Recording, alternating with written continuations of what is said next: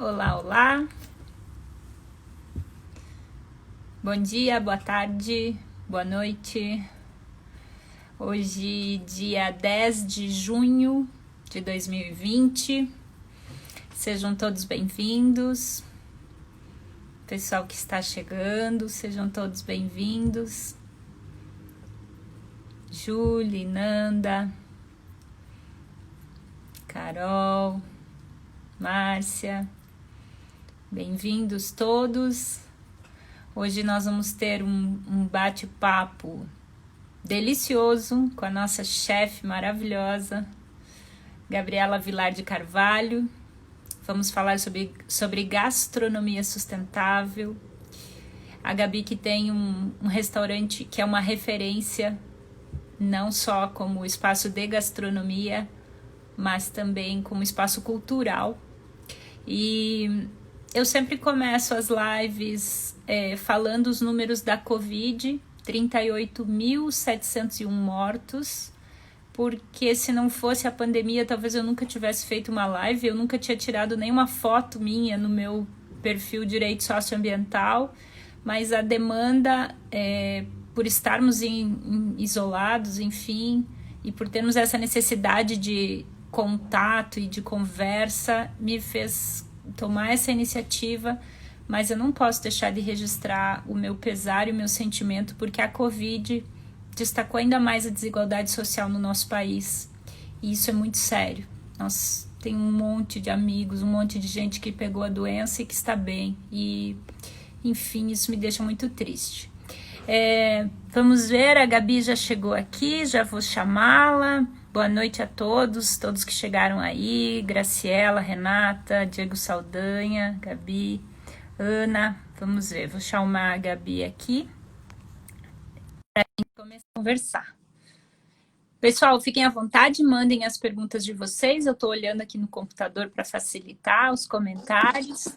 Aê, Gabi! Aê! Tudo Que bem? bom!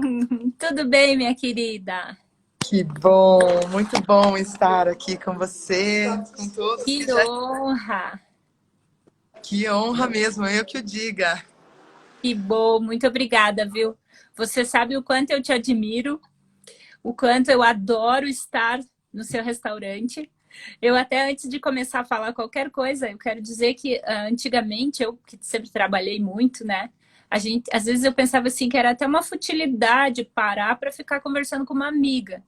E o teu restaurante era um lugar onde eu sempre parei com a Maria, que foi a pessoa com quem eu fiz a primeira live aqui.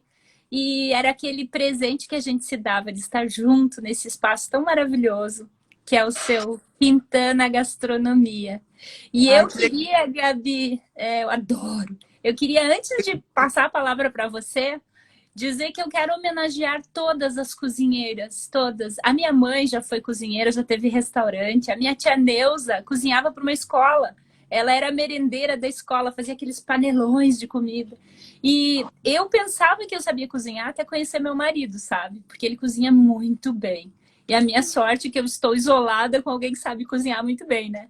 Mas então, gente, a minha gratidão a todos os cozinheiros e cozinheiras que fazem a nossa vida muito mais feliz. Porque cozinhar, além de ser um ato político em si, mas é um ato de amor, né, Gabi? E É um ato de entrega, né? E é um ato que traz a vida ou traz a não vida, né? Ele traz a nossa disposição ou a indisposição. Então, eu partilho dessa homenagem a todos os cozinheiros e é muito legal aqui só para fechar esse complemento a essa sua fala. O Celso Freire, me lembro quando logo que a minha filha nasceu, ela está com 7 anos agora, bem novinha, assim, já com 2 anos, mesmo 1 ano e meio, ela adorava ficar me vendo cozinhando, ela sempre gostou. E me lembro numa conversa dessa com o Celso, ele falou: olha, Gabriela, não tem atitude e prática melhor do que a de cozinhar. Se os nossos filhos sabem cozinhar para sobreviver, a gente já conseguiu aí deixá-los sem passar fome, porque essa é outra coisa muito importante, né? Quantas pessoas são sem dúvida. desnutridas, tem uma boa alimentação, e aí acabam tendo tantas consequências pela falta de cozinha. Então, eu complemento aí também homenageando a todos os cozinheiros, a minha mãe, que hoje não cozinha tanto, mas que já cozinhou muito, a minha avó, que é um grande exemplo para mim. Muito obrigada. Imagino. As E suas também inspirações, né? você falou, né, Fecha o Sal do Quintana, você comentou do seu Quintana. Na verdade, o Quintana é nosso, e é nosso, é meu e da equipe, e das pessoas que estão ali juntos diretamente, e daí de você e todos os nossos clientes aí, porque é muito legal. Quintana não existe se não tiver esse apoio. Então, é o nosso Quintana, né? Seja Ai, que sempre. delícia! Que delícia! Muito obrigada, muito obrigada. Eu amo estar aí, amo de paixão. E aí, Gabi, começando então um pouco da nossa conversa, e o pessoal vai mandando os comentários aí, fiquem à vontade. Eu queria que você contasse um pouquinho pra gente. O nosso Quintana, ele está baseado em 4 pilares, né? O que é um eco-restaurante? Para quem nunca parou para pensar na importância desse empreendimento socioambiental, né? Bom, sabe que é interessante porque a denominação do conceito, ela depois de talvez 3 anos, talvez no 4º ano, a gente conseguiu descrever um pouco. Porque o que aconteceu foi nos primeiros ali 4 anos, a gente tinha as práticas já acontecendo, então a compostagem, bom, o início de tudo com os alimentos de produtores regionais, produtores orgânicos, claro, a utilização integral dos alimentos, né? Isso é base, então isso tudo já eram práticas que a gente tinha como rotineiras ali do restaurante e que realmente não eram práticas muito comuns e muitos, né? Aliás, na época não tinham, não tinha restaurante que tinha essa proposta de realmente utilizar os alimentos orgânicos e otimizar. E a gente também já tinha ali a compostagem, que já desde os primeiros 6 meses a gente conseguiu dar o início, e a captação da água da chuva, fora o jardim, e trazer o máximo de plantações e de paisagismo que fossem comestíveis, que fizessem realmente não só um visual bonito, mas que tivessem também um impacto importante até nas necessidades do restaurante. Então, se apertar, né, aperta, tipo, um dia deu mais movimento do que o esperado, acabou alface, puxa, a gente tem o almeirão que está ali atrás, são algumas plantas mais resistentes, tem o Ora Pronobis, e assim vai. Só que até a gente chegar nesse conceito de denominá-lo ecogastronomia cultural, ou um restaurante ecocultural, a gente tinha essas práticas e era muito difícil, porque se alguém me perguntasse qual é a proposta do restaurante, era sempre muito difícil, era complexo. Olha, é um restaurante internacional. Daí o pessoal chegava lá e já falava, mas cadê o mignon na madeira? Cadê aqueles pratos clássicos? Falei, não, é um restaurante internacional, porque a gente traz a cultura de vários países, mas a gente preza por uma alimentação mais saudável. Ah, então é um restaurante meio natureba. Depende do que é natureba. Então, esse conceito, ele Os foi... rótulos, né, Gabi? E é muito interessante, porque foi junto aos alunos, eu sempre busquei ter várias participações, desde os nossos, claro, colaboradores, dos nossos clientes, mas também a gente teve, durante 6, 7 anos de Quintana, nós tivemos uma parceria com a FAI, com um grupo Menina dos Olhos, do programa deles de administração, o MEP, e aí os alunos super jovens, né? Então, essa geração aí, né, de 17 até 22 anos, cheio de ideias, eles foram ajudando também a trazer esse nome. Então, a definir essa nomenclatura, para que a gente pudesse realmente facilitar a forma de descrição. Então, o que é um restaurante ecocultural, né? Então, ele é sustentado em valores e quando a gente fala, né, em sustentabilidade hoje, a gente às vezes pode cair um pouco no modismo. Isso a gente tem que ter um cuidado. Eu acho que indiferente se você praticar sustentabilidade, mesmo que seja pelo modismo, já é bom. Mas se você praticar pela alma, pelo reconhecimento da importância, é muito melhor. E é a nossa proposta. Então, o Quintana sempre acreditou, esse era o meu desafio pessoal, de como é que eu vou fazer um restaurante, o qual eu não tinha um grande desejo de ter um restaurante meu, porque eu já tinha aberto tantos restaurantes para outras pessoas, que eu sabia as dificuldades que elas envolviam. E eu falava, eu não vou me enfiar, né? Eu não vou me enfiar nessa, porque se for uma questão comercial, porque se for para ser comercial, eu posso continuar fazendo essas consultorias e ter um pouquinho mais de liberdade. Mas aí quando veio as oportunidades, de repente o universo conspira, foi tudo muito rápido. E quando a gente chegou nesse espaço que né, hoje há 12 anos já o Quintana, eu decidi, eu vi que eu não ia ter outro caminho senão dar continuidade. Eu falei, beleza, eu faço, contanto que ele tenha o significado daquilo que eu acredito. E aí vieram esses valores. Então, a escolha dos ingredientes foi o meu primeiro chamariz, que foi justamente encontrar produtos que fossem produzidos pelos meus amigos da feira, os quais eu já comprava os alimentos para produzir em casa. Então, foi muito bacana, porque eu passei a conhecer várias famílias e na época a gente tinha ali, eram 200 produtores entre essa associação da Ecovida e hoje a gente tem 4.000 produtores entre toda a Ecovida no Brasil todo. Então, é muito legal porque a gente viu uma evolução muito grande. E também explica ali, né? Ecovida, você falou, né? Eu vou anotar aqui para depois olhar. Isso, Ecovida. E eu comecei também com a história ali de trazendo alimentos orgânicos, e é muito interessante, porque no começo, né, chegava, é orgânico, então, mas eu gosto de uma comida com sabor. Então, uma e outra era ainda muito desequilibrada. Hoje já não é assim. Então, né, hoje a gente já Hoje a gente sabe que o orgânico tem até mais sabor do que o dito convencional, né? Mas é um preconceito, né? Tem que quebrar essa barreira. E é isso que você falou, é o desconhecimento, às vezes, né? Como a gente tem uma cultura alimentar bastante fragilizada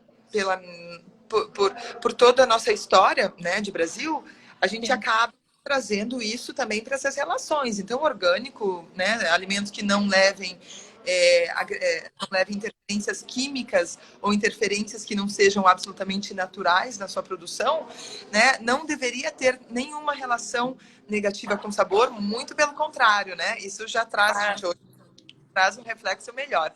Mas na época não era assim. Então, os pilares que sustentam a ecogastronomia do momento no Quintana, porque o horizonte é muito maior do que o que a gente faz. A gente tem muito a fazer, tem muito a aprimorar.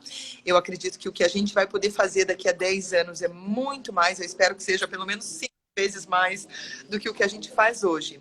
Mas eles são os alimentos orgânicos, a gente priorizar o máximo de alimentos orgânicos provenientes de famílias da nossa região do Paraná. Claro que tem, por exemplo, o cacau. Eu não tenho cacau orgânico produzido aqui no Paraná. Então, a gente tem com a produção orgânica da Bahia. Então, alguns ingredientes a gente traz de fora, mas, por exemplo, depois das minhas viagens para o Pará, eu fiquei apaixonada pelo tucupi.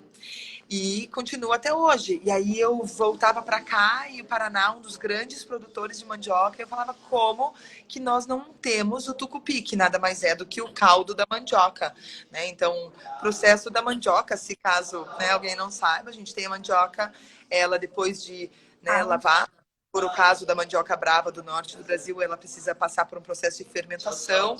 Eles chegam a deixar até ou no rio, às vezes por 2 dias para fazer a fermentação, ou em tonéis, enfim. Aí tem esse processo, mas para nós aqui no sul, a gente só faz a lavagem dela, tira a casca, rala. Depois que rala, a gente já faz a prensa e daí sai o líquido dela.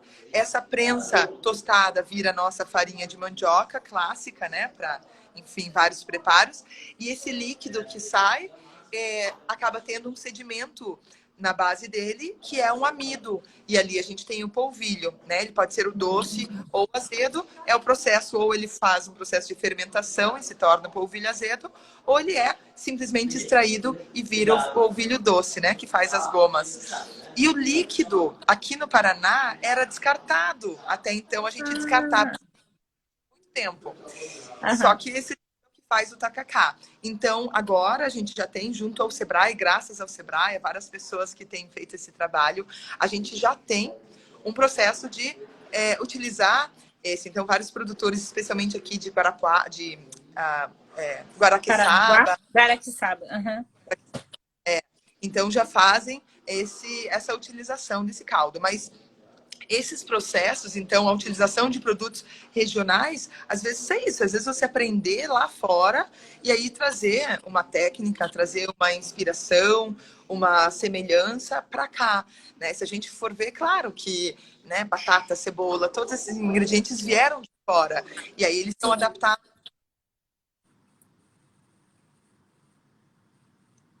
com esses produtores. Eu acho que voltou, né? Seu áudio. Não, acho que sim. Estamos ouvindo, né, pessoal? Acho que sim, né? Eu acho que eu tive um corte e eu peço desculpa. Acho que sim, imagina.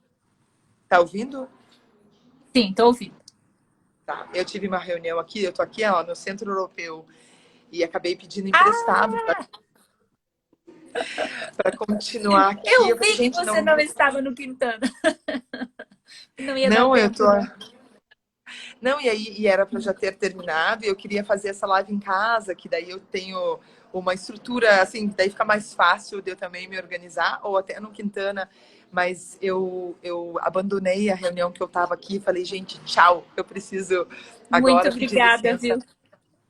Eu que agradeço. Por dispor do seu tempo. Gabi, o pessoal está falando aqui, de fato, é uma arte cozinhar bem. Eu, infelizmente, não sei fazer nada, é a Márcia. Márcia, os meus dotes culinários acabaram nos primeiros 30 dias de quarentena, porque depois aí não tem mais o que, né? Como eu falei, é sorte que meu marido cozinha muito bem. A Maria tá mandando beijo, falando que ela ama o Quintana, e ela não estava aqui no comecinho, onde eu comecei falando dela. E, bom, enfim, desculpa, né? Mas é que cortou e aí eu tive que lhe cortar. Bom, e aí, nossa, a gente tem tanta coisa para falar que a gente até se perde, né? Tem.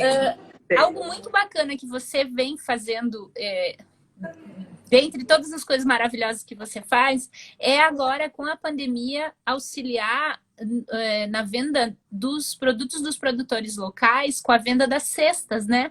Se você quiser falar um pouquinho sobre isso, porque, assim, eu compro a cesta, é muito produto orgânico, né? Maravilhoso, um preço super acessível e ainda a cada 5 cestas que você vende, você doa uma, né? Como é que é isso? Isso. É bem bacana, logo que a gente fechou o Quintana ali, foi a partir do dia 20, tiveram 2 situações que aconteceram. Uma, eu tinha alguns produtos que eu sabia que iriam se estragar se a gente não preparasse lá no Quintana. E aí foi que eu chamei, né, voluntários e fui agraciada com uma equipe super legal que veio apoiar, e disso nasceu aí uma tal de Revolução do Amor.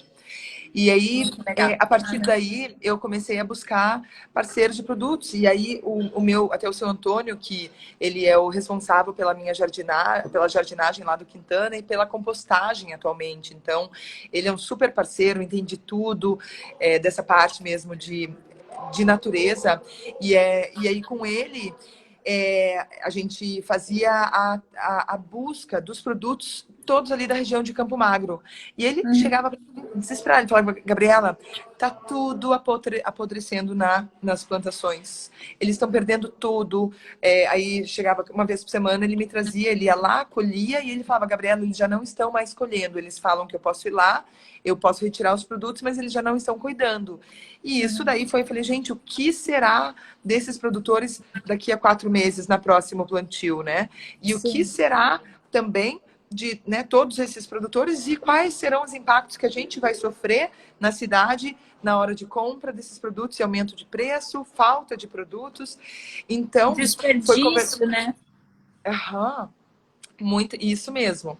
E aí foi conversando com uma cooperativa de Balsa Nova, que daí conversando com o Marcão, e aí com o Alexandre, que ele cuida, ele tem uma cooperativa dos garçons, dos autônomos ali de Balsa Nova, e eles falaram, olha, eu tô com meus garçons tudo parado, óbvio, né? Eles faziam muito evento, todo mundo parado, vamos fazer essa ação para que a gente possa dar vazão aos produtos que já, né, já estão em produção, e a gente também beneficiar essas famílias que estão desempregadas e estão com necessidade. E aí eu comecei a pegar esses produtos para produzir para as marmitas lá no Quintana. Logo na semana seguinte, isso foi uma semana, na semana seguinte eles falaram, Gabriela, dá para a gente fazer uma divulgação e concentrar as retiradas aqui no Quintana? Falei, dá, mas quantas cestas você acha que seria ideal? Mas 40 cestas seria o ideal para a gente pelo menos começar. Deu uma fila de 200 e tantas pessoas vindo com carro nesse dia. Foi uma loucura. E aí, o Álvaro aí com a gente, a Edna, que legal, pessoal. Tem muita gente, sejam todos bem-vindos. Eu acabo não pegando aqui, né? Legal.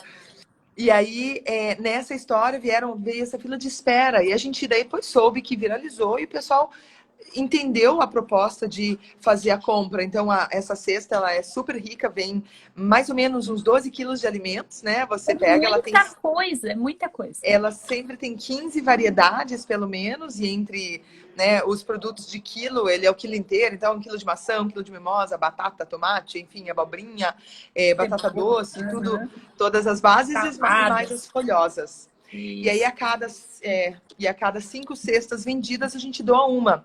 O que tem acontecido é que, assim, até agora, a gente já teve, contando essa semana agora, a gente já está fechando 12 toneladas de alimentos que foram distribuídos entre comunidades, entre ali essa cooperativa dos garçons. Eu mesma já levei para algumas, para quem está produzindo marmita, já levei para vários parceiros.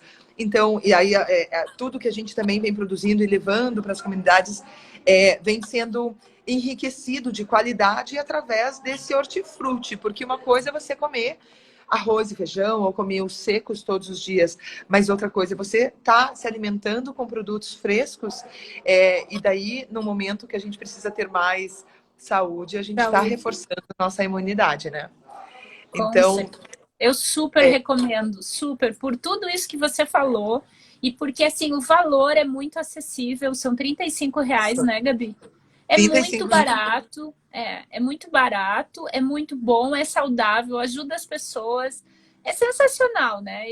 E sem contar que a Gabi fez um esquema de drive-thru de cestas, que é sensacional, né? Você não precisa nem descer do carro, é muito bacana. Parabéns por mais essa iniciativa. Obrigada. Muitos, viu? Só para a gente fechar, é importante assim colocar, isso aí é uma iniciativa de vários, né? Então tem ali os parceiros que estão direto com os produtores da Hortileve, que tem a cooperativa, né? Tem o pessoal da Revolução, que são os voluntários. Então, quando você vai retirar a cesta, você vê uma galera lá carregando. Isso aí sim. São todos os voluntários que estão se ocupando para uma causa maior. Olha só. Mas enfim, qual é o cardápio básico? Essa é uma boa pergunta. Eu até pensei, eu vi ali, eu falei, acho que eu vou até lá para a cozinha, vou continuar dentro da cozinha, para ver se a gente de repente, já encontra os produtos, a gente já faz um preparo junto. Ai, que delícia, nem me fale. Esses dias eu falei para Gabi, preciso de uma receita para fazer, nem me lembro o que era, abóbora. Ai, vem umas abóboras lindas. Os produtos são realmente maravilhosos. E aí, você quer falar qual é o cardápio básico, Gabi? Ou, enfim, acho que é mais um... eu acho que alguém estava querendo que a gente cozinhasse aqui agora. Eu acho que sim, Mas eu já começava lá. Eu tô aqui agora, eu não sei se essa pessoa já estava aqui, a gente está aqui no Centro Europeu. Aliás, já deixo aí uma informação aí em primeiras mãos, aí não foi nem divulgado para fora, mas tem 2 projetos legais aqui do Centro Europeu. Esse semestre eu entro como professora de um dos cursos aqui da Cozinha Santé, que é muito legal. Eles têm esse curso que trabalha muito nessa questão de saudabilidade e o tema do o meu módulo é a cozinha orgânica, né? A cozinha sustentável. Então, óbvio que eu estou muito honrada de estar aqui e com muita alegria aí vou trazer o máximo de informações para que a gente esteja formando pessoas cada vez mais ampliadas de conhecimento, né? Então, que a gente continue trabalhando, né, os pilares de saúde, né, de sustentabilidade e que isso seja reproduzido, né, em todas as nossas refeições e no nosso dia a dia. E além disso, tem um programa bem legal que vai sair agora a partir de setembro, eu acho que ele sai do ar, vai sair na... Olha, cortou de novo aí. Um programa bem legal que vai sair na... E aí cortou, hein, gente? Vai Tomara ficar que não segredo. corte mais. É na Ai, RIC. tá cortando. Ah, na Pera lá. TV. Legal, Uhum. legal. E isso que você está falando é o que me faz estar aqui, é compartilhar o conhecimento realmente, né? Essa vontade que a gente tem de que o conhecimento seja utilizado realmente para levar luz, né? Para levar amor. Eu não sei se você está me ouvindo, você travou aí. Você não, né? A sua internet travou aí. Eu Tá tô... ouvindo bem, Gabi? Tá. Mas Então, eu falava da questão já, do tô... conhecimento, Já né? Para que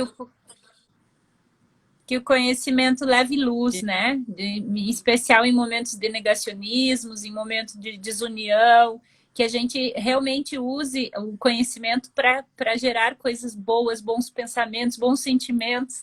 E quando a gente vai ao Quintana e a gente come aquela comida feita com amor, esses sentimentos afloram. Eu queria que você falasse um pouquinho para nós, você falou um pouquinho aí das comunidades que produzem na região metropolitana, e eu queria que você falasse um pouquinho sobre o seu trabalho também com os indígenas, porque você faz um trabalho muito bacana também nesse ponto, nesse sentido, né? Por favor. É muito interessante. Eu sempre gosto de trazer um ponto sobre essa questão das comunidades indígenas, porque eu vou trazer só contextualizar a minha experiência pessoal de morar muitos anos. Eu fiquei 9 anos no exterior e depois mais 6 anos aqui em vários estados brasileiros. E tendo tido essa oportunidade, essas experiências, eu aqui de volta em Curitiba, eu via toda essa riqueza, mesmo no Brasil todo, eu via toda essa riqueza que nós temos como país, com ingredientes, com pessoas, como valores mesmo que poderiam ser muito fortes, muitas vezes fragilizados na nossa política, fragilizados nas ações mesmo de nós, de cidadãos mesmo, onde a gente, né, acaba fazendo às vezes escolhas que não são necessariamente saudáveis para a sociedade como um todo. Isso tudo eu ficava em questionamento, e aí o meu encontro, a única, assim, o que me trouxe resposta foi buscar. Primeiro eu comecei a viajar pelo Brasil para poder entender qual era essa referência cultural brasileira, o que é que acontecia. Eu encontrava toda essa riqueza, essa diversidade, mas eu encontrava também uma limitação muito grande de qual era de fato a nossa origem. E aí eu cheguei na cultura indígena. E aí eu fui atrás de pesquisar o início da nossa história, porque muito pouco é contado, foi contado desde a nossa infância, e muito pouco é falado em qualquer uma do nosso cotidiano. E aí fui percebendo através, então já faz agora 8 anos eu passei a receber o primeiro grupo de indígenas lá no restaurante. E aí eu recebi eles lá no horário de almoço. Então tinham lá esse grupo específico, é uma aldeia que se chama, é uma etnia que se chama Funiô, e uma aldeia que está localizada no Pernambuco, e eles vêm todo ano, ali no mês do índio, mês de abril, eles vêm para Curitiba. Eles já têm um projeto em parceria com o Museu Paranaense, e aí fazem um trabalho muito legal de divulgação da sua cultura. Então, eu vendo essa oportunidade de mostrar mais sobre a cultura indígena, levo eles para o Quintana. E, de repente, eu percebo que 90% dos clientes nem olham para o lado, eles estão ali do ladinho, os clientes olham para o outro lado e fazem de conta que eles não estão lá. E eu percebo, e eu entendo que são pessoas, clientes, amigos ou pessoas que eu tenho um carinho especial. E aí eu vou pesquisando e eu entendo que a gente realmente tem um afastamento, um distanciamento muito grande da nossa cultura. Então eu comecei a falar mais sobre isso e a trazer mais e principalmente a pesquisar mais sobre a cultura brasileira. E Isso, a Maldi, querida, que fez uma live com a gente aqui, está falando exatamente isso, perguntando se existem estudos sobre a culinária indígena. Já vamos emendar a pergunta da Maldi aí. Desculpa te interromper. Eu vou até me ajustar aqui, ó, numa outra posição aqui, só para ficar mais fácil. É, E eu aí, acho que aí ficou melhor o sinal, viu? né? Eu acho que sim. Aham, é, E já já também eu acho já um suporte aqui, mas e aí ótimo. nessa história toda, eu me deparo também com um psicanalista que eu gosto muito e que eu recomendo o nome dele, não sei se você conhece, Roberto Gambini.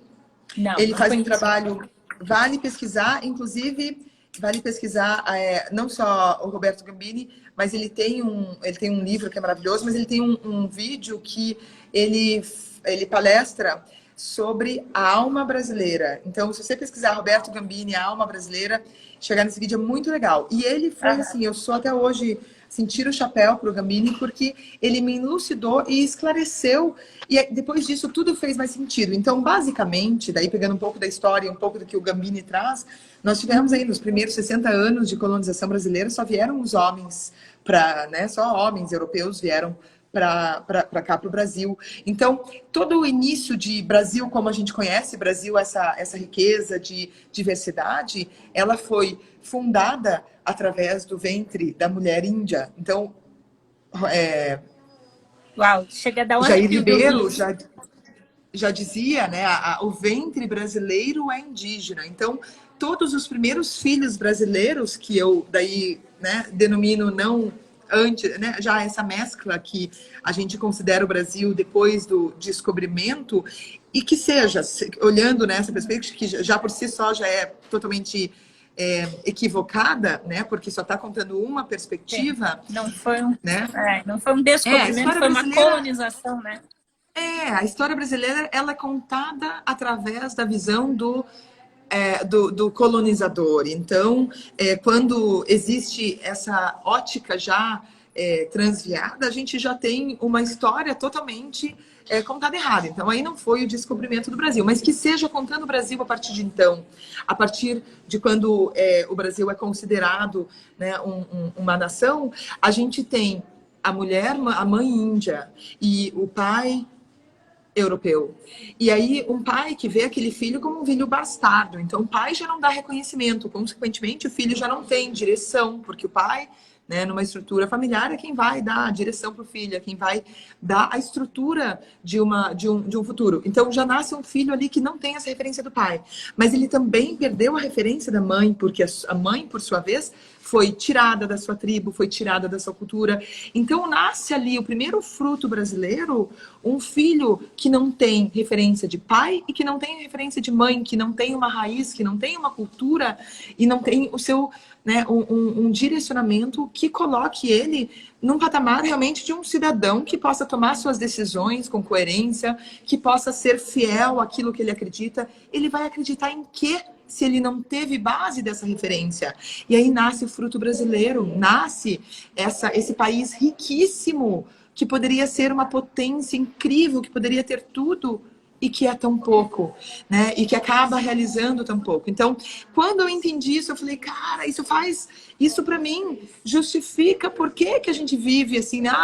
Porque o político é corrupto, né? Colocando o dedo para o outro. E tem 3 dedos que apontam para a gente e Para que dessa nós, pessoa né? não separa o seu lixo, essa pessoa diz que não vai fazer porque o lixo mistura depois e que culpa o outro. Então, essa coisa de apontar para o outro é um reflexo da nossa falta de identidade.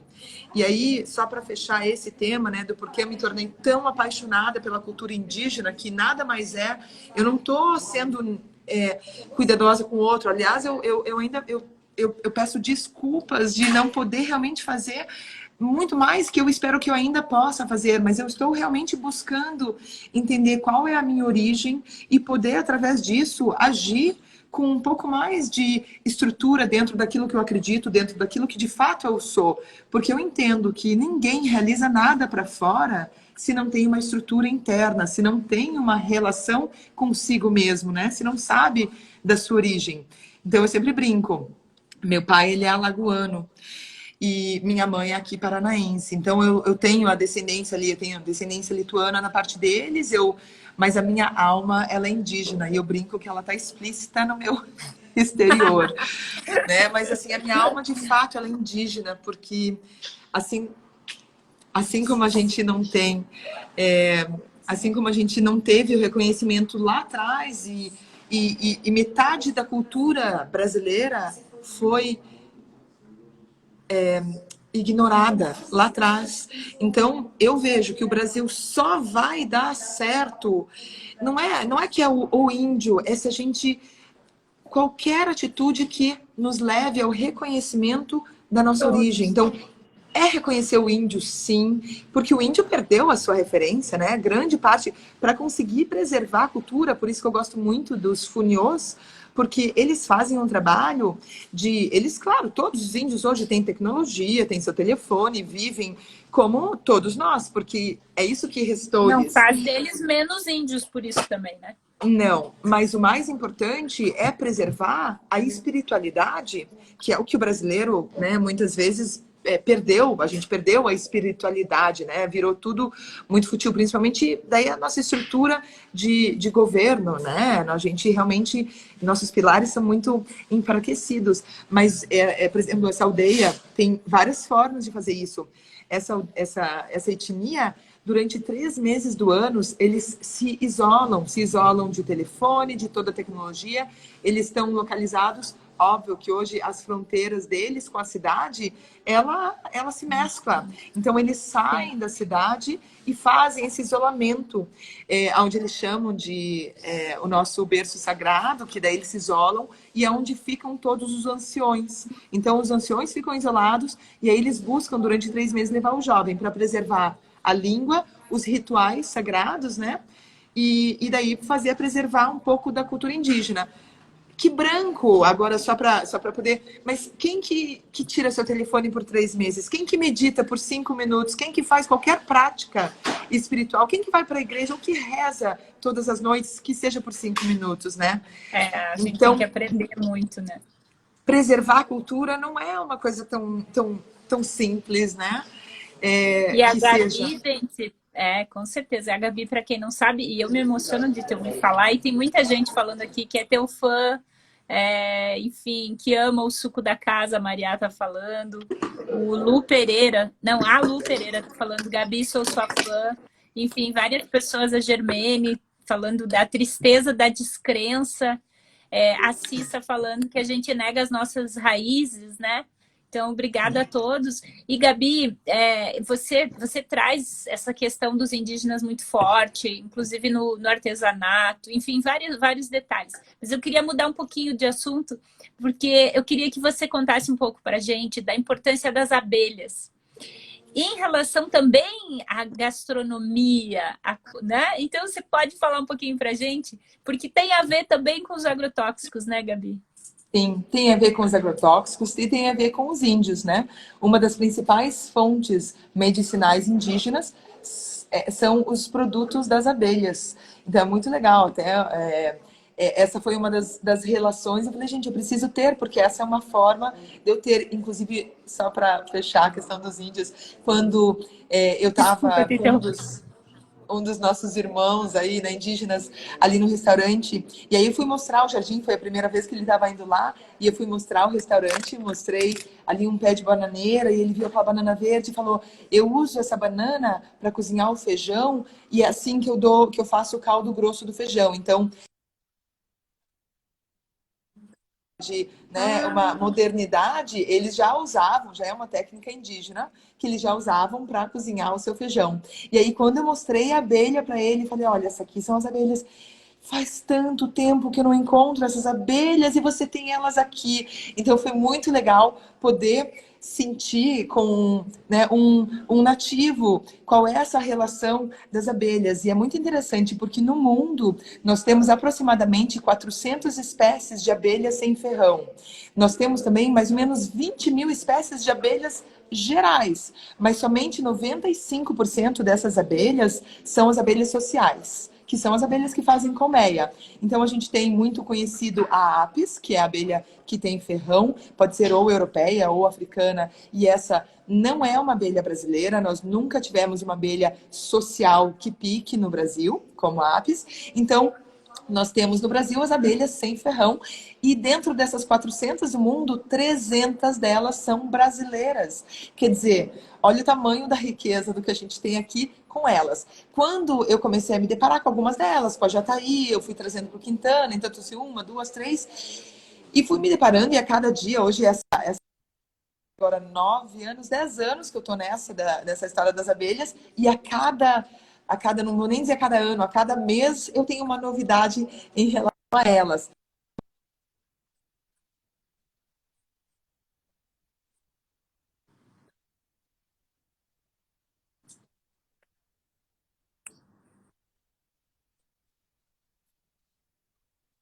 A vibração é boa, porque não sobrevive abelha se a vibração é muito ruim. Então, se tem abelha, já é uma boa vibração. Por isso que ter em casa é um caminho muito legal para você trazer, né, uma boa vibração do seu ambiente. Aí, através da observação, é a melhor forma de aprendizado das abelhas. Então, você ter uma colmeia em casa, ou mesmo em Curitiba, a gente tem todos os parques, né? Com vários parques, né? Com o projeto Jardins de O Mel, ou nosso lá no amigo Quintana. Felipe, né? Isso, tem Felipe é feito o demais. projeto dos Jardins de Mel, né? Nosso amigo da Muito. Comissão de Direito Ambiental também. Estou vendo os É. colegas aqui.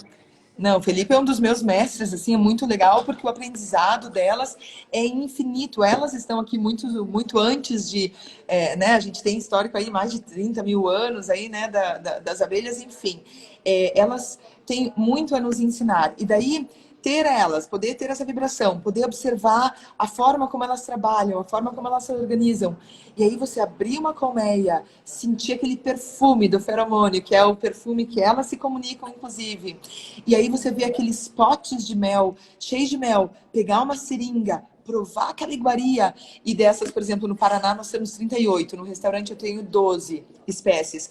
Cada uma que você prova tem um sabor diferente, e uma que é mais doce, uma que é mais florada, uma que é azeda. É uma riqueza muito grande. Então, usar isso como recurso ambiental é incrível.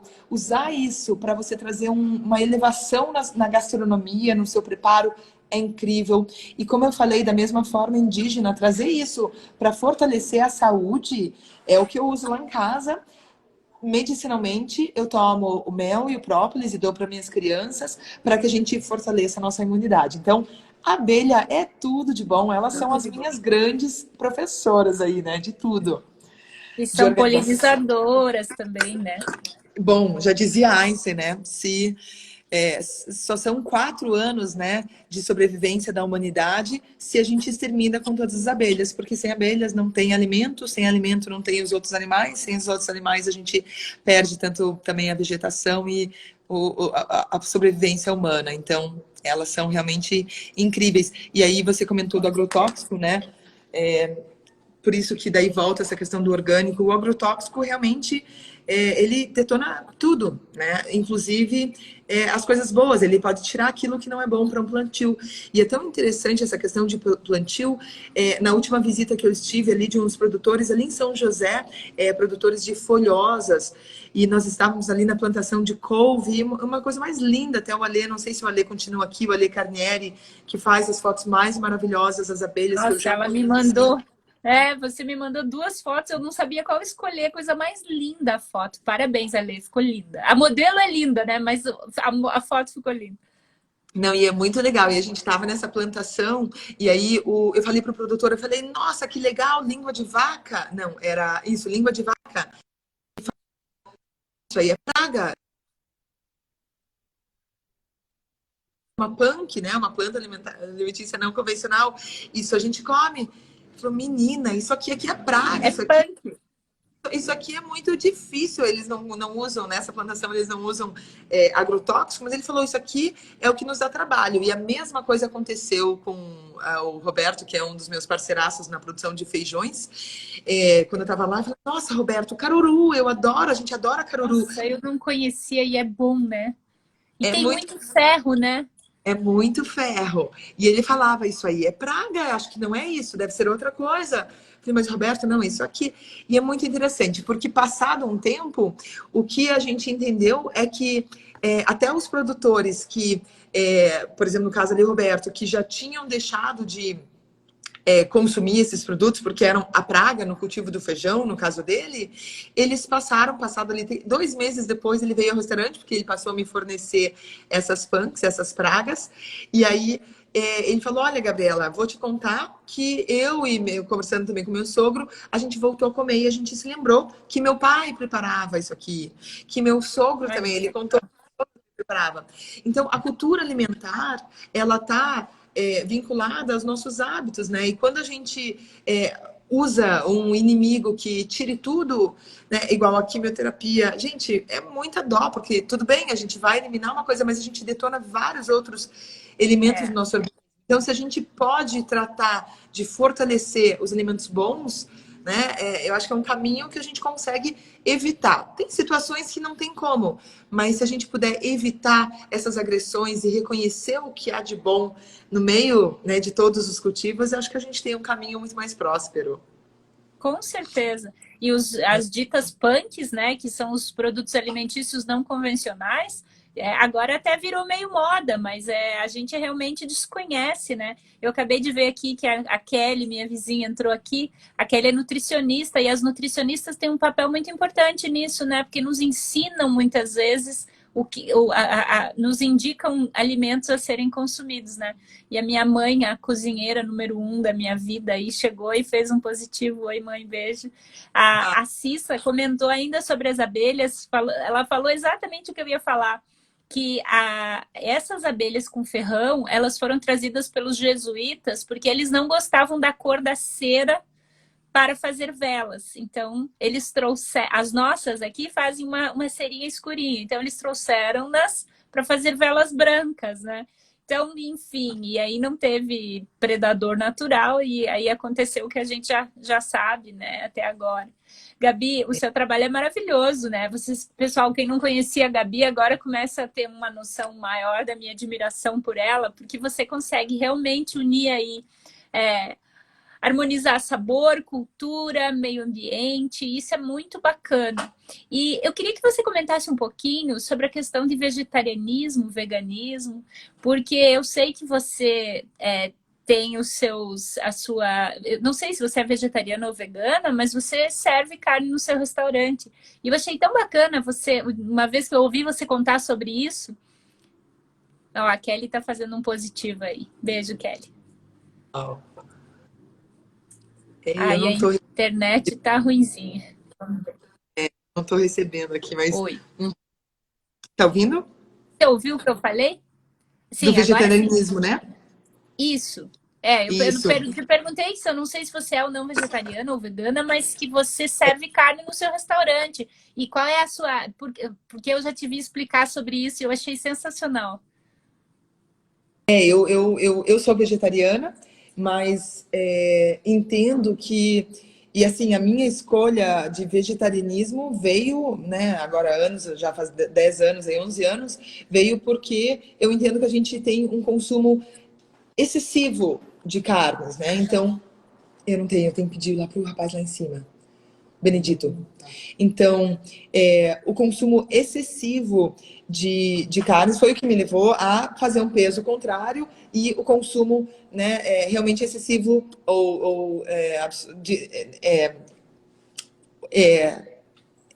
reclusivo de carne, digamos, no meu caso. O que acontece no restaurante? No restaurante, eu entendo que, assim, eu só vou conseguir mostrar um caminho para alguém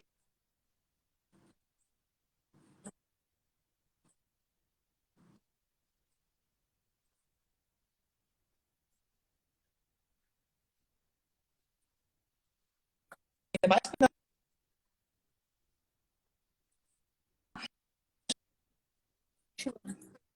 A partir de agora, a história lá das dietas, né? As pessoas que fazem dieta. Ai, a partir de agora, segunda-feira eu não vou mais comer. E daí começa a se privar. E aí a pessoa se priva, daqui a pouco, é claro que ela vai querer ir pro extremo e vai, bom, agora já enfiei o pé no balde, já baguncei, então eu vou comer um monte. Então, eu sempre penso que se você, bom, vou comer, mas vou comer um pouco, não vou comer tudo, você faz um equilíbrio, é uma forma de você e educando o seu organismo para que você vá se adaptando cada vez às mudanças que você deseja. E assim eu também penso que para o restaurante, é claro que eu quero valorizar aquilo que é o mais saudável para as pessoas, mas ao mesmo tempo eu quero que aquelas que já têm um despertar, que seja, ou que aquelas que já têm um conhecimento delas mesmas, né, e já têm opções que são às vezes mais saudáveis para ela e para o meio ambiente, que ela tenha essas escolhas lá no restaurante. Mas que o parceiro dessas pessoas, os parceiros dessas pessoas, ou os amigos, as escolhas deles, mas principalmente esses que querem a claro, também encontrem naquelas opções, sejam mais saudáveis, sejam mais restritivas ou sejam talvez, né, mais sustentáveis, que eles encontrem prazer ali também, sem a exclusão daquilo que eles têm conforto. Então a ideia de servir carne no Quintana é simplesmente porque eu acho que o mais saudável, o equilíbrio. Então, por exemplo, ali, agora a gente deu Ai, concordo. uma ajustada nas opções. Então, das 20 opções, digamos, a gente vai ter de 3 a 4 opções que levem proteína animal e as demais são todas opções que não levam proteína animal. Vão ter algumas dessas aí, pelo menos umas 4 opções que são, né, totalmente veganas e vão ter as opções lá, pelo menos umas 10 que sejam vegetarianas, né, ou sem glúten, sem lactose. O fato é que todas essas, eu vou dizer restrições, mas que talvez essas chamadas escolhas especiais estão se tornando cada vez mais tendência, porque elas têm a ver com escolhas mais saudáveis, elas têm a ver com, às vezes, um despertar, elas têm a ver com um reflexo do abuso que muitas vezes nós fizemos durante muitas gerações de alguns alimentos, né? Então, sem glúten, sem lactose, né? Às vezes eu tenho algum colega profissional meu que diz, ah, mas isso é uma frescura. Gente, de jeito nenhum isso é uma frescura, isso é uma... E, né, e eu acho que a gente tem Sim. que saber oferecer a todos, porque a gente não sabe se amanhã nós ou nossos filhos não vão ter essas mesmas dificuldades, né? Então eu acho que se a gente vai construindo um cenário inclusivo, a gente vai possibilitando cada vez mais os relacionamentos, né? Com Então, certeza. Gente, já entenderam, né, a minha admiração por esse ser humano? Concordo inteiramente. Extremistas de qualquer lado não são bacanas. Não é legal o caminho do meio no sentido do equilíbrio, do respeito. É sem dúvida alguma. Respeito às pessoas, à natureza e os animais também, né? São realmente, e, eu penso que são a solução para uma vida melhor, né, para todos. e é tão legal assim. A Cissa falou que as caixas. A Cissa falou que as caixas de abelha do Bosque Gon estavam vazias. Cissa, eu indico que você ligue no 186, né? E faça um aviso, porque eventualmente nem sabem. Às vezes as pessoas tiraram, vândalos, enfim. Eu queria registrar aqui também, Gabi, me permita, a Elsa, a Nanda, a Galina, as minhas queridas amigas de infância, a minha mãe. É uma alegria muito grande falar de gastronomia e ter à mesa os nossos melhores amigos e a nossa família. Isso é uma coisa maravilhosa. Hoje eu comentava com meu marido que a gente, as casas antigas, 156, eu falei o quê? Eu não sei o que eu falei. Acho que Ai, um 8 desculpa. Maldi, ainda bem que a Maldi me corrigiu. 156, E que as casas antigas tinham cozinhas gigantes, era tão bom aquela criançada em volta da mesa, do fogão, né? Era tão bom, eu gostava muito disso, tenho boas lembranças. Você é incrível, Lu, olha, é impressionante, mulher. Você é muito incrível, incrível. Porque trazer essa sensibilidade, trazer as pessoas em volta e trazer esse resgate, é isso aí, é isso que a gente precisa, né? É mais disso, com dessas. certeza. Que legal. A, a Lu Pereira falou que eu tenho jambu aqui no meu jardim, vieram abelhas de todo lugar, seria ótimo saber mais sobre as abelhas. Gente, aqui em casa também tem uma trepadeira que tem as abelhas, as jataís, e elas são lindas, né? É. A, Um beijo, Nanda. A Nanda tá falando aqui. Gabi, infelizmente nós temos só 6 minutos. Eu queria que você. A ideia de a gente conversar aqui e conversar com mulheres é empoderar cada vez mais as mulheres e valorizar o protagonismo feminino de mulheres super poderosas, porque vocês viram que as minhas amigas são todas super poderosas e tem uma lista de outras com as quais eu vou conversar nos próximos dias. Inclusive, eu já anuncio que semana que vem eu vou conversar com a Vanessa Ramos, que ela é aceleradora social, ela criou o coletivo Mulheres Incríveis, ela foi Miss Afro. A gente está desde o dia 25 de maio combinando, porque as agendas não batem, e vai ser uma conversa super legal, estão todos muito bem-vindos. Mas, Gabi, então, para encerrar aí nesses 5 minutos, eu queria que você falasse, que você desse o seu estímulo a outras mulheres que empreendam na gastronomia sustentável e a outros homens também, mas em especial as mulheres, nesse momento tão difícil que a gente está vivendo, é também uma forma de gerar novos empregos, gerar renda, enfim. Se você pudesse Sim, falar um pouquinho sobre isso. com certeza. Eu acho que o primeiro é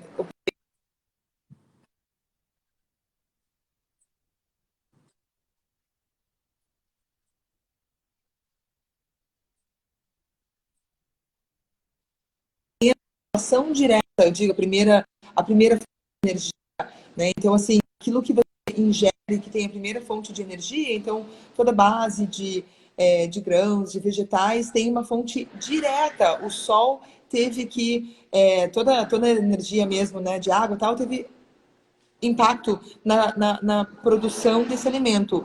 Quando a gente come um alimento com uma segunda fonte de energia, que é, por exemplo, os animais, a gente ingere, a gente tem que alimentar esses animais com a primeira fonte de energia. Então, a gente já tem uma energia, eu não digo enfraquecida, mas uma energia que já vai ter um pouco mais de dificuldade até de digestão no nosso organismo. Então,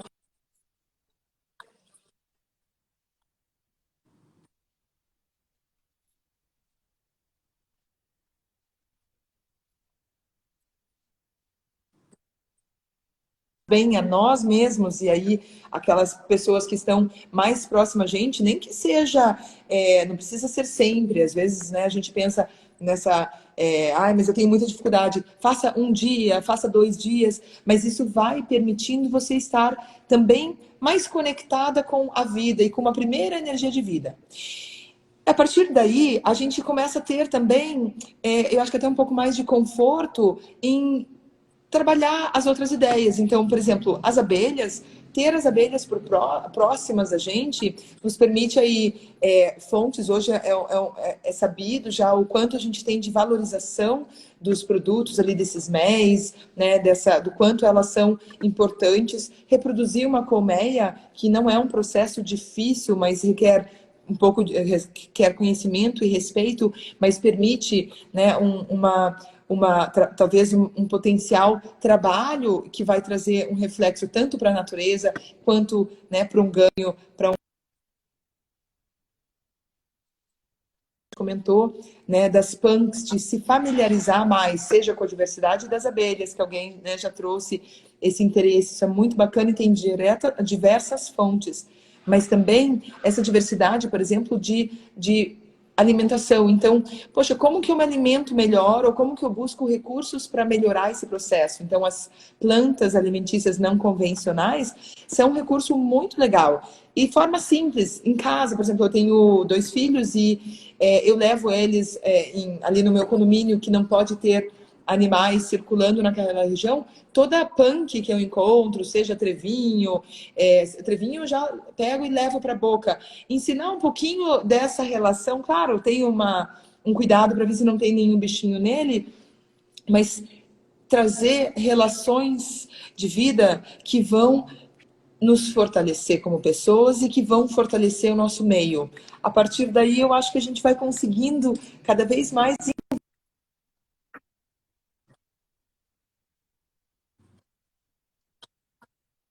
Eu tinha uma dúvida, na verdade, eu tinha uma crença e eu tinha várias pessoas duvidando se Ah, um Carla. negócio.